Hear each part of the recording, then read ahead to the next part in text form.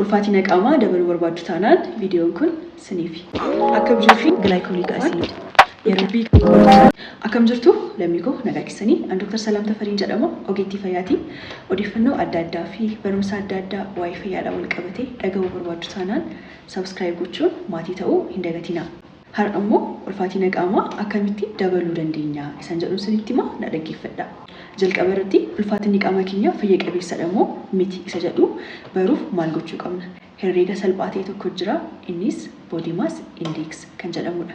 Egaa herreega kana herreeguuf jalqaba irratti dheerina keenya meetiriidhaan baruu qabna, akkasumas ulfaatina qaama keenyaa baruu qabna. Erga dheerina keenyaa fi ulfaatina qaama keenyaa weight isa jennu erga barree booda maal gochuu qabna? Herreega kana herreegna. Ulfaatina qaama keenyaa yookaan weight isa jennu hiruu dheerinaa yookaan height isa jennu heightii sana yookaan dheerina sana square goona. Bu'aan achirratti argannu body mass index jedhama. Body mass indexiin kuni 18.5 gadi yoo ta'e kun underweightidha. Ulfaatinni qaama keessanii fayya qabeessa miti dabaluu qabdu jechuudha. Egaa warri underweight taatan body mass indexiin keessan 18.5 gadi ta'e viidiyoon kun siniifi. Akkasumas namoonni body mass indexiin keessan normaalii ta'e ulfaatina qaama keessanii fedha keessaniif bareedinaaf ta'uu danda'a dabaluu barbaaddu taanaan viidiyoon kunis siniifi. Ulfaatina qaamaa dabaluuf waan gochuu qabnu sinitti himaa na dhaggeeffadhaa. Ulfaatina qaamaa akkamittiin daballa? Tokkoffaa waan gochuu qabnu osmoozii fayyadamuu. Osmooziin afaan Oromoodhaan maal akka ta'e hin beeku garuu akkaataan hojjetama isaa sinitti himaa. Muuzii, ajjaa yookaan oats isa jennu, peanut butter yookaan dhadhaa loozirraatii hojjetamu, aannan yoo barbaaddan dammatti dabala. Kana walitti daakuudhaan guyyaa guyyaatti dhuguu qabdu. Inni lammaffaan daakuu ashwaa gaandaa jedhamudha. Kanaan dura yoo dhageessan hin beeku garuu kun baay'ee barbaachisaadha. Akkamittiin fayyadamtu? Aannan dhugdan irratti fal'aanaa tokkotti dabaluudhaan guyyaatti si'a 2 dhuguu. Ganamaaf galgala dhugaa. Galgala yeroo dhugdan daqiiqaa 30 osoo hin rafiin dura dursaatii dhugaa. Hirriba ga'aa akka raftaniifis sin gargaara. Ulfaatina qaama keessan akka dabaltaniifis sin gargaara. Inni sadaffaan nyaata anniisaa fo'aa nuu kennan baay'isanii nyaachuu. Nyaatni anniisaa fo'aa nuu kennan baay'ee jiru.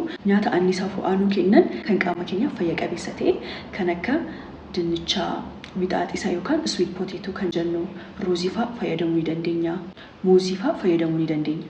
Garuu nyaata anniisaa fo'aa yookaan kaarboohayidireetii fayyaa keenya irratti dhiibbaa qabaatan kan akka lallaafaa ta'uu danda'a, sukkaara, wantoota mimmi'aawoo adda addaa waan akka kanaa fayyadamuu hin qabnu.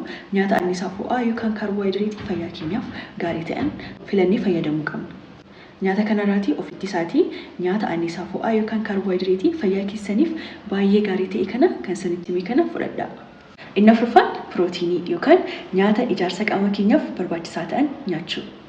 Nyaata pirootiinii qaban fakkeenyaaf kan akka foon, killee, aannan, midhaan keessaa immoo kan akka shumbiraa, baaqelaa, boloqqee, atara waan akka kanaa baay'isaatii nyaadhaa.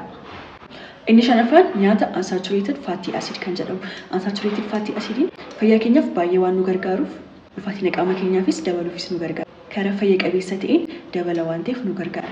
Nyaatni unsaturated fatty acid kan ta'an kan akka loozii, olive oil, avocado fa'aa baay'isaatii nyaata keessan keessatti qabaadha. Inni ja'affaan sochii qaamaa gochuu. Sochii qaamaa yoo dandeessan ta'e kan akka weight lifting kan jedhamu osoo gootanii gaariidha. Garuu immoo isa hin dandeessan taanaan daakus ta'uu danda'a, sochii qaamaa adda addaa fiigus ta'uu danda'a. Sochii qaamaa gochuun baay'ee barbaachisaadha. Sochii qaamaa gochuun fayyaa keenyaafis nu gargaara. Fedha nyaata keessanii yookaan appetaayitii keessanis ni dabala. Qaamni keessan akka boca bareedaa qabaatus sin gargaara. Boca bareedaa qaamaafis ni kenna waan ta'eef sochii qaamaa gochuun baay'ee gaariidha.